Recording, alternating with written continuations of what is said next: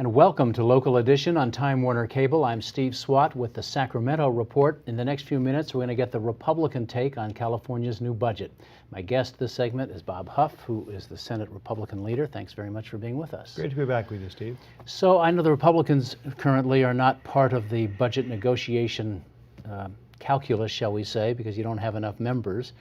But did you get something you wanted?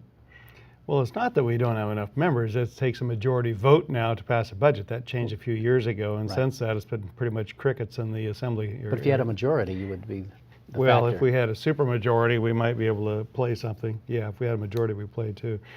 I would say what we got out of this was a rainy day fund. It's been something that we've been pushing for a long time, and the governor started with that. I think his framework was wise because it kind of helped put a box around and set the expectations low for spending new money. So while there was new money spent, it would have been a lot worse without the governor playing a strong hand to the May revision and then sticking to it.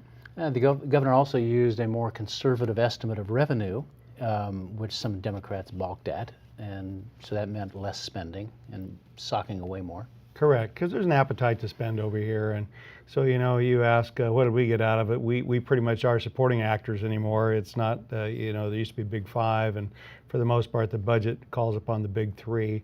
And I guess that's part of the frustration when even the budget committees don't know some of the components of this. They're not held in committee. They drop them in at the last minute because the Big Three decided they want to make a little more sausage on the side rather than what goes through the normal process. But all in all, not a bad budget.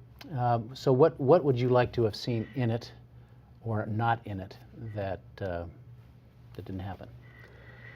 Well, I think we would like to have seen more for law enforcement. We did the AB 109, the realignment a few years ago. We banked $800 million in the previous fiscal year, and we're not sending enough money down to the locals to really take care of the problems that are starting up. Certainly we'd like to see the enrollment for UC and CSU funded. That wasn't in there, so that puts more pressure on them to raise rates at the higher education. We were pleased to see that K-14 got more money. There's so many line items in there. There was some good, there was some bad, but certainly the continued funding of high-speed rail just makes you scratch your head when you got the courts saying that they're not building it in the way that's consistent with the proposition that was passed, or the bond that was passed. There was more spending, obviously, for pre-K, for education. And that's going to be spending ongoing. And so I guess the question is, do you think this budget is sustainable beyond the time when the temporary tax increases are scheduled to expire? Well, the short answer is no, because when you get new funding, first of all, we got this wall of debt. So just because we have more revenue than the previous year doesn't mean we have money to spend. So this spent new money, and a lot of that was on this pre-K or early childhood education. As noble as that might be, first of all, the data's not there that says it makes any significant difference after fourth grade. But more importantly, how do you continue to pay for this stuff?